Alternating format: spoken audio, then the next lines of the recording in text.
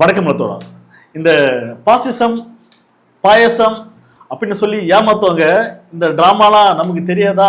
இந்த பாசிசம்லாம் இதெல்லாம் ஒரு ஏமாற்று வேலை அப்படின்னு யாரே ஒருத்தர் பேசினாங்க. யார் பேசினாரு? ஓ, நம்ம விஜய் அண்ணாவர் தான் பேசினார்ல. அண்ணா அடா பாசிசம் பாயாசம், அதாவது பாசிசம்ன்ற அது ஒரு வார்த்தை இருக்குல்ல, அது என்னன்னா ஒரு அதிகார வர்க்கம் சிறுபான்மை, அதாவது பவர் இல்லாதவங்க மேல எப்படி தன்னோட ஆதிக்கத்தை அது செயல்படுத்துது அப்படின்ற ஒரு வார்த்தைக்கு பாசிசம், அந்த வார்த்தை அண்ணா அப்படியே நார்மலைஸ் பண்ணாரு. பாசிசம் பாயாசங்க அதெல்லாம் சும்மாங்க. ஆனா இன்னைக்கு பாசிசம்னா உங்களுக்கு தெரியுதானா? இதுதானா பாசிசம்? அதாவது தனி பெரும்பான்மையா நீங்க 108 சீட்டு ஜெயிச்சாலும் மெஜாரிட்டியை பார்த்தா நீங்க வின் பண்ணல, அதாவது நீங்க ஒரு மைனாரிட்டி. அதன் காரணமாக உங்களால பதவி ஏற்க முடியல. ஆசையெல்லாம் என்ன சொல்லுதுன்னா பதவி ஏற்கலாம், மெஜாரிட்டி அவர் அசம்பிளில தான் காட்டணும், நிரூபிக்கணும். ஆனா பதவி அவர் செஞ்சு வையா அப்படின்னு சொல்லி லா சொல்லுது. ஆனா நம்ம ஊர்ல இருக்கிற ஆளுநர் தெரியுமா, ஆளுநர் நம்ம பிஜேபி சார்ந்த ஆளுநர், அவர் என்ன சொல்றாரு, தம்பி அதெல்லாம் முடியாது, நீ முதல்ல மெஜாரிட்டி காட்டு, அப்பதான் நான் உனக்கு பதவி ஏற்று வைப்பேன் அப்படின்னு சொல்லி அமுச்சு விட்டாரு. அண்ணன் பார்த்தோன்னா செம கான்ட்ராக்டர். சே, நம்ம என்னன்னா பொய் சொல்லி எப்படிலாம் டிஎம்கே சதி, டிஎம்கே தீய சக்தி அப்படின்னு சில முட்டாள்கள் மைண்டை கைவி மூல செலவு செஞ்சு நம்ம எப்படியே அடிச்சு பிடிச்சி சிஎம். ஆனா இந்த ஆளுநர் இப்படி நிக்கிறாரே, யோ யார் யார் நீ அப்படின்னு சொல்லி அண்ணனுக்கு அடி பெரும் கோபம் வருது. ஆனா இதுதானே பாசிசம். நம்ம சொல்றல பிஜேபி அந்த பாசிச சக்தி எப்படி தமிழ்நாட்டுல நிறைய விஷயங்கள் அவங்க பண்றாங்க. அதுக்கு எதிராக டிஎம்கே என்ன மாதிரி செயல்பாடுகள் செஞ்சாங்கன்றது தமிழ்நாடு முழுக்க இருக்கிற மக்களுக்கு தெரியும். ஆனா அது உங்களுக்கு தெரியவே இல்லை. அதனாலதான் நீங்க என்ன சொன்னீங்க, இந்த பாசிசம் பாயசம் சொல்லி நீங்க நார்மலைஸ் பண்ணீங்களே. இன்னைக்கு ஏன்னா உங்களால பதவி ஏற்க முடியல? ஆசையெல்லாம் நீங்க பதவி ஏற்கலாமே, இதை ஆளுநர் செஞ்சு வைக்கணும்ல. ஆனா ஆளுநர் செய்ய மாட்டாரு. அண்ணன் பார்த்தனா மனசுக்குள்ளே பார்த்தனா கதறி கதறி கதறி கதறி அழுகுறாரு. ஆனா இப்ப நச்சும் வாய் தந்து பேசுங்க, உங்களை பதவி ஏற்க கூடாதுன்னு சொல்றது யாருன்னு சொல்லி இப்ப நச்சும் வாய் தந்து பேசுங்க. இல்ல இதுக்கும் டிஎம்கே சதிதான் சொல்லி நீங்க மௌனம் காக்க போறீங்க. ஆனா சோசியல் மீடியால பார்த்தனா பாத்தியா அண்ணனை பதவி ஏற்க விட மாட்டாங்க, இதுக்கும் டிஎம்கே சதிதான்டா அப்படின்னு சொல்லி பார்த்தனா சோசியல் மீடியால பார்த்தனா அணில் எல்லாம் பார்த்தனா கத்தினி கதறிங்கிறான். டேய் இதுக்கும் டிஎம்கே சரியாடா? இதுல என்னன்னா டிஎம்கே தெளிவா சொல்லிட்டாங்க. அதாவது பாத்தீங்கன்னா எம்.கே. ஸ்டாலின் அவர்கள் பாத்தீங்கன்னா தெளிவா சொல்லிட்டாரு, தாவேர்கா பதவி ஏற்பதற்கு நாங்க எந்த ஒரு இடவரும் எந்த ஒரு தொந்தரவும் கொடுக்க மாட்டோம் அப்படின்னா அவங்க என்ன சொல்றாங்கன்னா தன்னுடைய தோல்வியை அவங்க ஏற்றுக்கிறாங்க, தலைவணிங்க ஏத்துக்கிட்டாங்க. தாவைக்கு பதவி ஏற்கட்டும் ஏற்கட்டும், நாங்க எதிர்கட்சியாக சிறப்பாக செயல்படும் சொல்லி அவங்க அப்பவே அறிவிச்சிட்டாங்க. அதையும் தாண்டி இந்த தற்கொலைன்னு பார்த்தோன்னா இல்ல இதுக்கு டிஎம்கே தான் சதி அப்படின்னு சில தற்கொலை ஊர்ல தெரிஞ்சிட்டு இருக்கு. அந்த மாதிரி தற்கொலை நீங்க பாத்தீங்கன்னா கண்டிப்பா மறக்காம கமெண்ட் பண்ணுங்க. காங்கிரஸ் உள்ளிட்ட பல கட்சிகள் பிஜேபியை கண்டிச்சிருக்கிறாங்க, அவங்க தான் பேக் பண்றாங்கன்னு சொல்றாங்க. ஆனா நீங்க அதை பத்தி எதுவும் ஒன்றும் பெருசா சொல்லலையே. இல்ல சொல்லுவோம், உரிய நேரத்துல சொல்லுவோம். எப்போ செத்ததுக்கு அப்புறமா? ஆமா, இந்த விஷயத்தை எல்லாருமே சொல்றாங்க. கண்டிக்க வேண்டிய தாவேக்கா எதுவும் குரல் கொடுக்காம இருக்குன்னு சொல்லியிருக்காரு. உரிய நேரத்துல அதை பற்றி நாங்க சொல்லுவோம். சோ அண்ணனால மெஜாரிட்டி காட்ட முடியல, அதனால பதவி ஏற்க முடியாத காரணத்தால் இப்ப ஒரு பார்த்தனா உச்ச நீதிமன்றத்துக்கு போகிறாரு. அதுக்கு உடனே காங்கிரஸும் பார்த்தனா அவருக்கு ஆதரவா செயல்படுது. நாங்க உச்ச நீதிமன்றம் போறோம், அங்க போயிட்டு நாங்க கேஸ போட்டு நீதியோட வரேன்னு சொல்லி அண்ணன் போயிருக்கிறாரு. ஆனா கூட்டணி வைக்கிறதா காங்கிரஸ் கூட ஆசைப்பட்ட, பதவி ஏற்றதுக்கு அப்புறம் கூட்டணி வைக்க வேண்டியதானே. பிஃபோரே அவங்க கூட கூட்டணி வச்சோன்னே பிஜேபி என்னடே உன்னை 47 பேர் கொண்டது உன்னை நான் காப்பாத்து விட்டேன், இது எனக்கு நீ காட்டுறது விசுவாசமாடா அப்படின்ற மாதிரியாக பிஜேபி நீங்க செம்ம காண்டில் அண்ணனை பதவியே ஏற்க கூடாதுன்னு சொல்லி பெரிய அழுத்தம் கொடுத்திருக்கிறாங்க. தமிழகத்தில் உள்ள நிறைய பேர் முற்போக்கு சிந்தனையாளர்கள் கூட பார்த்தோன்னா விஜய்க்கு எதிராக ஒரு காலத்துல இருந்தா கூட இன்னைக்கு விஜய் பதவி ஏற்கணும், மக்களோட ஆதரவு அவருக்கு இருக்கு, அதனால நிறைய பேர் தன்னுடைய அறிக்கையின் மூலமா வெளிப்படுத்துறாங்க. ஆனா அண்ணன் பார்த்தோன்னா இது வரைக்கும் வாய் திறந்து ஒரு வார்த்தையும் பேசல, ஒரு அறிக்கையும் சொல்லணும்.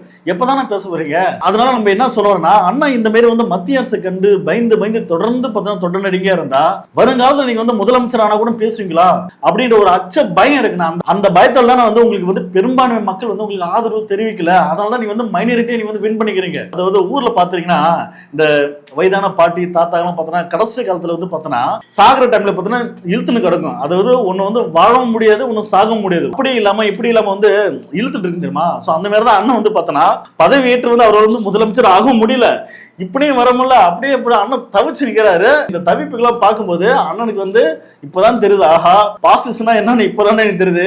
இவ்வளவு நாளா இந்த சீட்டுல உட்கார்றது அவ்வளவு சாதாரண விஷயம் கிடையாது. அப்ப இந்த பாசிசத்தை எதிர்த்து நம்ம பேசணும், நம்ம அன்னைக்கே நம்முடைய தொண்டர்களை அரசியல் படுத்திருக்கணும். அண்ணனுக்கு இப்பதான் கொஞ்சம் கொஞ்சமா புத்தி வரும்னு நினைக்கிறேன், அறிவு வரும். பாசிசம்னா என்ன அப்படின்றது தயவு செய்து இப்பனாச்சும் வந்து அந்த பசங்களுக்கு சொல்லுங்க, அரசியல் படுத்துங்க. இன்னைக்கு பார்த்தா அண்ணன் வந்து பதவி ஏற்க வேண்டிய ஒரு நாள், ஆனா இன்னைக்கு அண்ணன் பார்த்தோன்னா பதவியே ஏற்க முடியவில்லை. விஜய்க்கு வந்து சிஎம் ஓட கான்வே இருக்குல்ல, அந்த வண்டி வாகனங்கள் போலீஸோட வாகனம் கூட பார்த்தோன்னா இப்ப எல்லாம் பார்த்தோன்னா ரிட்டர்ன் போயிடுச்சு. விஜய் வீடியோ பார்த்தோன்னா அப்படியே ஒரு எம்டியா இருக்கு. எந்த ஒரு காவல்துறை அதிகாரியும் பார்த்தோன்னா வந்து நிக்காம விஜய் மட்டும் இப்ப தனிமையில வந்து இருக்கிறாரு. அடுத்த கட்டமா இது வந்து என்ன நடக்க போகுதுன்றது இனி வரும் காலம் வந்து பொறுத்திருந்து பார்ப்போம். இப்போதைக்கு பார்த்தோன்னா விஜய்க்கு ஆதரவு வந்து காங்கிரஸ் வந்து ஆதரவு குரல் வந்து கொடுத்திருக்கு, கூட்டணியை வந்து வச்சுக்கிட்டாங்க. ஆனா இன்னும் பார்த்தோன்னா 6 எம்எல்ஏக்கள் தேவைப்படுது. அதுல வந்து விசிக தலைவர்களும் பிளஸ் வந்து கம்யூனிஸ்டும் இது போன்ற ஆட்கள் வந்து உள்ள வரதா வந்து சில பேச்சுவார்த்தையும் போயிட்டு இருக்கு. அதையும் தாண்டி திருமாவர்களும் பார்த்தோன்னா இப்ப என்ன சொல்றாரு, நாங்க வந்து உடனடியே எந்த ஒரு முடிவும் எடுக்க முடியாது, எங்க கட்சியில வந்து நாங்க வந்து கலந்து ஆலோசிக்க வேண்டும், நிறைய விஷயங்கள் இருக்கு, இதெல்லாம் நாங்க பேசிதான் வந்து முடிவை எடுக்க வேண்டும். ஆனா இப்போது வந்து விஜய் அவர்கள் வந்து பதவி ஏற்க வேண்டும். இதுக்கு வந்து ஆளுநர் வந்து பெரும் தடையா இருக்கிறார். ஒரு காலத்துல வந்து ஆளுநர் ரவி வந்து எப்படி வந்து பெரும் தடையா இருந்தாரோ அந்த மாதிரி பார்த்தோன்னா இப்ப இருக்கிற ஆளுநர் பார்த்தோன்னா பெரும் தடையா இருக்கிறான்னு சொல்லி அவரும் தன்னுடைய கண்டனத்தை வந்து தெரிவிச்சுக்கிறாரு. அதாவது எவ்வளவு பேர் சூழனா இருந்தா கூட ஆளுநர் வந்து இங்க தமிழ்நாட்டுக்கு வந்தா எப்படி வந்து ஹேண்டில் பண்றது, இந்த ஒரு வீடியோ பாருங்க.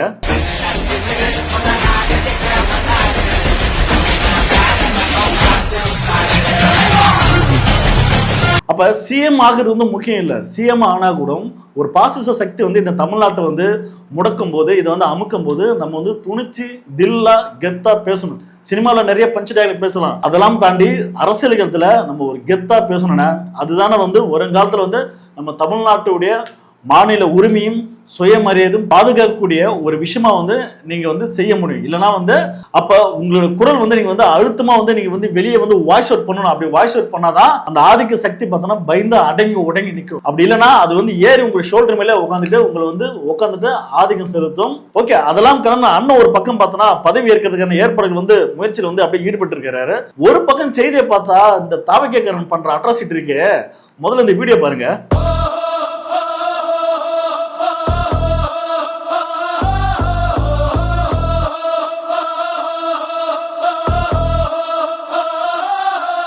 இவரு யாருன்னா வெற்றி பெற்ற டிவிகேவோட ஒரு எம்எல்ஏ தன்னுடைய பர்த்டே வந்து ஒரு பட்டா வால் கத்தி, அந்த வால் கத்தி மூலமா வெட்டி செலிப்ரேட் பண்ணாரு. இதன் மூலமா அவர் என்ன சொல்லுவாருன்னா, நாங்க ஒரு ரவுடி, எங்களை வந்து யாரும் அசைக்க முடியாது, நாங்க வந்து ஒரு மன்னர் பறவை அப்படின்னு ஒரு கெத்தா வந்து போட்டு கட்டுறாரு. அதாவது கட்சி ஆரம்பிச்சு 2 வருஷத்துல உங்களுக்கு வந்து மக்கள் வந்து ஒரு பெரிய இடத்துல தூக்கி வச்சிட்டாங்க. இதுதான் நீங்க வந்து மக்களுக்கு வந்து ஒரு மாற்று அரசியலா? என்னது இது? ஆரம்பிக்கும் போதே ஒரு மிகப்பெரிய ஒரு ரவுடிசமா? இது நம்ம லைலாமணி சொல்றாரு, அது வந்து பட்டா கத்தி கிடையாதுங்க, அது வந்து வால் கத்தி. யோ, கத்தி தான், அதனால இது வந்து பட்டா கத்தி கிடையாது, இது வந்து வால் கத்தி கிடையாது. இதெல்லாம் ஒரு காரணம். அப்ப பாருங்க, இந்த அரசியல் படுத்தப்படாத தற்கொலைகள் என்ன மாதிரி செயல் செய்யறாங்க. அதாவது அண்ணன் இன்னும் பதவியை ஏற்கல, இப்பவே பார்த்தோன்னா இவனோட தாண்டவம், இவனோட அராஜகம் பார்த்தோன்னா ஆரம்பிச்சிச்சு. அடுத்து பார்த்தோன்னா இந்த பக்கம் பார்த்தோன்னா இன்னொரு நியூஸ், டிவிகேவோட நிர்வாகி சென்னை காசிமேட்டில் 10 வயது சிறுமிக்கு பாலியல் தொல்லை கொடுத்த புகாரில் தாவேக்கு நிர்வாகி பாம்பு தினேஷ் என்பவர் கைது. அதாவது ஆனா தமிழ்நாட்டுல பெண்களுக்கு பாதுகாப்புன்னு சொல்லி நீ மேடை பேசியிருந்த, இப்போ உங்க கட்சி சார்ந்த நிர்வாகியே பார்த்தனா இப்படி ஒரு செயல் செஞ்சுக்கிறான். என்னென்ன பண்ண போறீங்க? பெண்கள் மீது கை வைத்தால் வெட்ட வேண்டியது விரல் அல்ல, தலைன்னு சொல்லி வெட்டி போட்டுருவீங்களா? இதெல்லாம் செய்தி பாக்குறீங்களா அண்ணா நீங்க?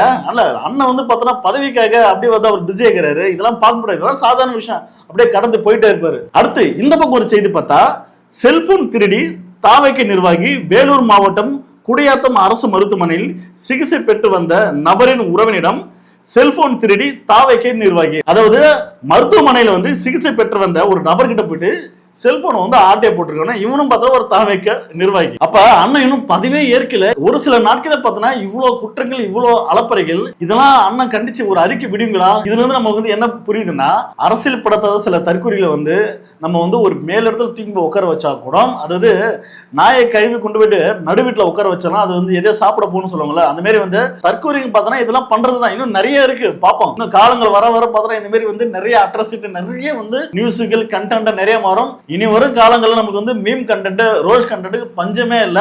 பொறுத்திருந்து பார்ப்போம் அண்ணன் வந்து எப்ப வந்து பதவி ஏற்கிறாரு, இன்னும் வந்து என்ன மாதிரி காமெடி கூத்துக்கள் வந்து நடக்க போகுதுன்றது. அதையும் தாண்டி இப்ப நடக்கிற சம்பவங்களை பத்தி நீங்க என்ன நினைக்கின்றது மறக்காம கமெண்ட் பண்ணுங்க. அடுத்த வீடியோல சந்திப்போம். நன்றி, வணக்கம்.